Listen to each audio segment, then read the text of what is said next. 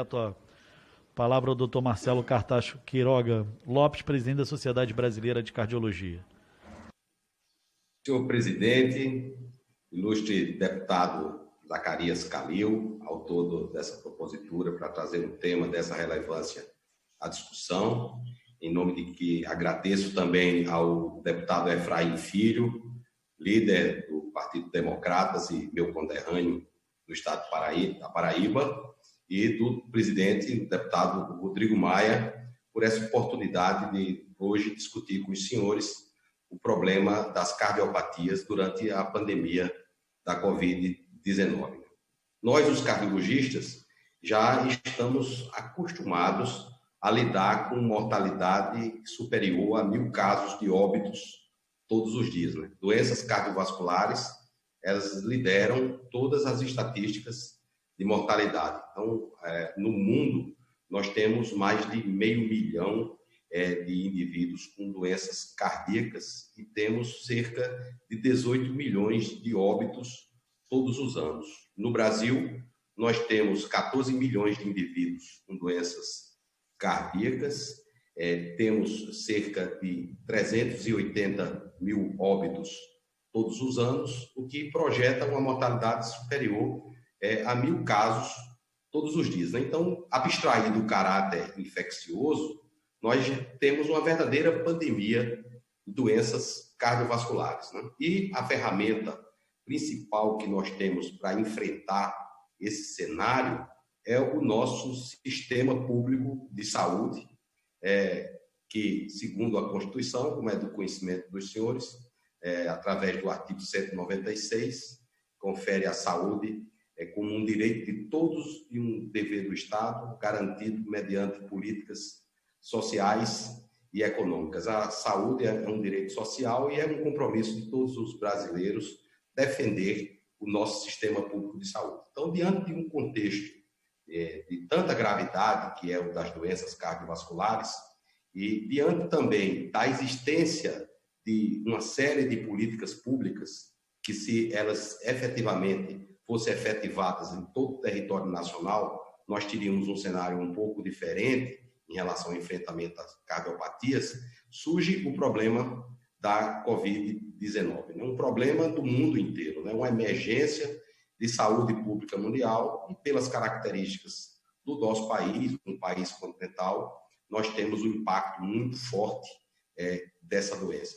Nós sabemos que os pacientes portadores de cardiopatias, essa comorbidade é aquela que se associa com maior risco de mortes, com maior risco de óbito, quando os indivíduos se contaminam com o novo coronavírus, o SARS-CoV-2, como todos já conhecemos. Essa doença, ela não é uma doença que afeta somente o sistema respiratório.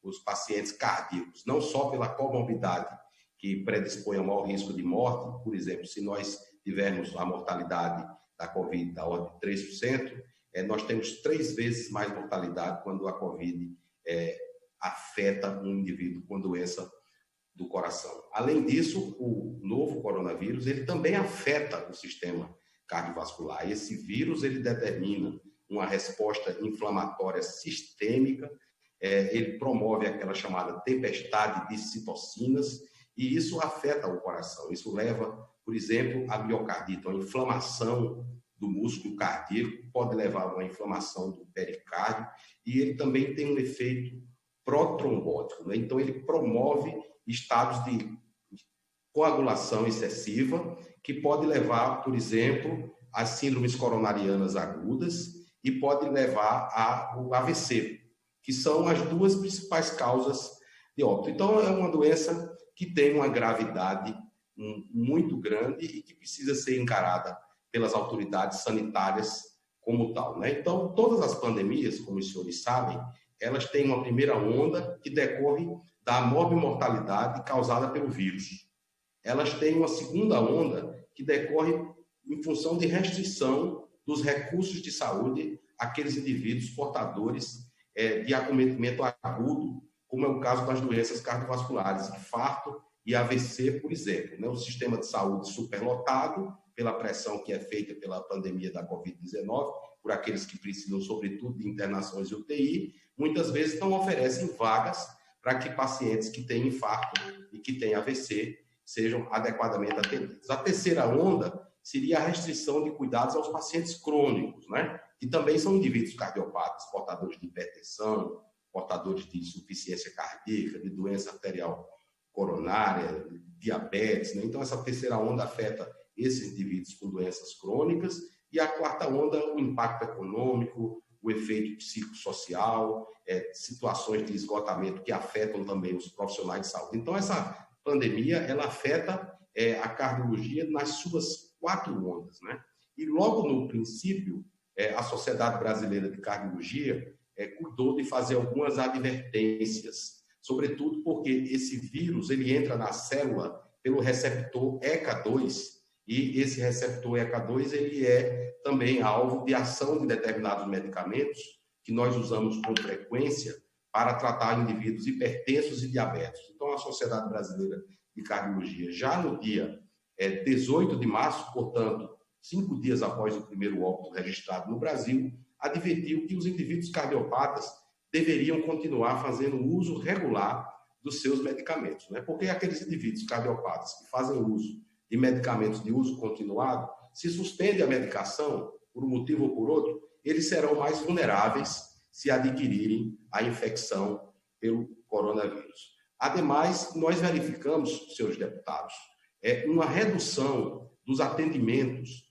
nas emergências, sobretudo nas emergências cardiovasculares. Isso foi verificado também em outros países, como nos Estados Unidos, como na Itália, na Espanha e em outros países que já tinham um estágio diferente de enfrentamento da pandemia. Então, onde estavam esses infartos? Onde estavam esses AVCs?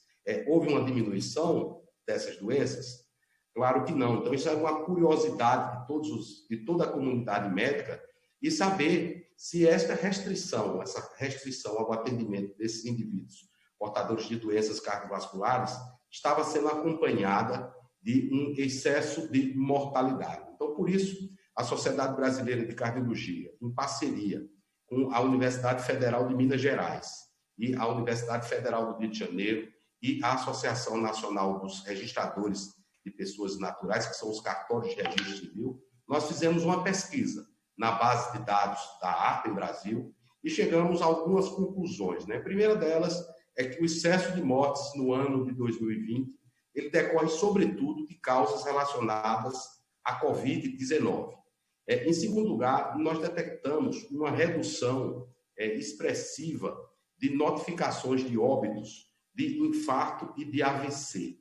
No Brasil, essa redução foi da ordem de 12%. E houve um aumento de notificações de óbitos por doenças cardíacas de causas indeterminadas no domicílio da ordem de 50% no nosso país. Em algumas capitais, nós verificamos as 6 capitais onde houve mais casos de Covid, e verificamos que em uma delas, a cidade de Manaus, essa diminuição de registro de infartos, de mortes por infarto ou AVC, não aconteceu em Manaus, porque aconteceu lá um colapso do sistema de saúde, e nós tivemos, sim, um aumento de 10% das notificações de óbitos por infarto e AVC, né, mostrando como é importante o fortalecimento do sistema de saúde do Brasil. Então, diante dessa pesquisa, que mais ou menos ratifica o que foi visto em outros países, nós temos alguns alertas a fazer. O primeiro deles é que aquele chamamento inicial para as pessoas ficarem em casa, né? Fica em casa, não sai de jeito nenhum, só vai para o hospital na última situação, ele não pode ser levado ao pé da letra, porque muitas vezes os indivíduos têm sintomas de uma doença cardíaca, por exemplo, aqueles que nos ouvem pelas mídias sociais e pela televisão,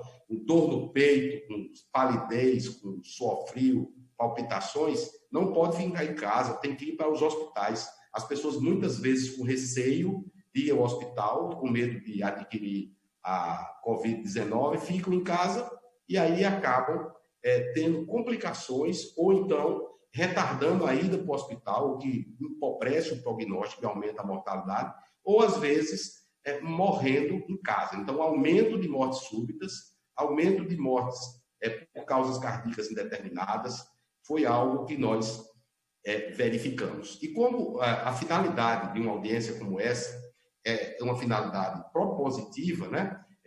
O alerta que deve ser reiterado em relação à necessidade das pessoas, diante desses sintomas, procurarem os hospitais. O outro ponto que nós devemos alertar é a necessidade de manter os esquemas terapêuticos, fazer uso dos medicamentos, não interromper as medicações. E é necessário que o nosso sistema de saúde, que nós temos várias vicissitudes, mas nós temos também um sistema que tem muitos pontos positivos, como, por exemplo, o fornecimento de medicamentos de uso continuado para pacientes hipertensos, para pacientes diabéticos. Então, é necessário que esse abastecimento ele seja assegurado para que os pacientes possam ter esse acesso. E o terceiro ponto é buscar formas, se o atendimento presencial não acontece, que esse atendimento ele possa se dar através, por exemplo, da telemedicina. Nós sabemos que os senhores parlamentares aprovaram, em regime de emergência, uma lei que amplia o acesso à telemedicina, e isso é uma providência muito correta e muito acertada, mas que não basta só ter uma lei, precisa funcionar na prática, né? A Sociedade Brasileira de Cardiologia tem uma longa história de colaboração com as autoridades sanitárias do Brasil, através do Ministério da Saúde. Recentemente, nós tivemos com o ministro Eduardo Pazuello e com o seu secretário de Atenção Especializada à Saúde, o coronel Franco Duarte, e a secretária Mayra Pinheiro, e tratamos de aprimoramento da política da telemedicina, da telecardiologia. Eu já soube hoje que foi aprovado pelo Ministério da Saúde uma verba para que o serviço de telesaúde seja incrementado, para que se assegure aos pacientes, aos brasileiros, um acesso à teleconsulta. Essa promessa que vem com a legislação da telemedicina, ela tem a concretude na prática. Então, o que a Sociedade Brasileira de Cardiologia ela tem a dizer em relação à necessidade de nós nos mantermos atentos a esse perfil de mortalidade de doença cardiovascular, que equivale a cerca de 30% do total de óbitos que acontecem no Brasil todos os anos, a necessidade de utilizar o telesaúde para garantir, de certa maneira, o cuidado aos pacientes crônicos, informar a população de maneira apropriada acerca dos sintomas e que, diante de sintomas de infarto, procure as urgências, buscar, de alguma forma, nos serviços hospitalares públicos e privados, assegurar rotas de atendimento diferenciada para que os pacientes não adquiram um risco maior de contrair a Covid-19. Então, são essas palavras iniciais e o nosso forte desejo que o Brasil consiga vencer essa pandemia da Covid-19 e logo, logo nós possamos voltar à normalidade e o Brasil volte a cumprir o seu grande destino. Muito obrigado.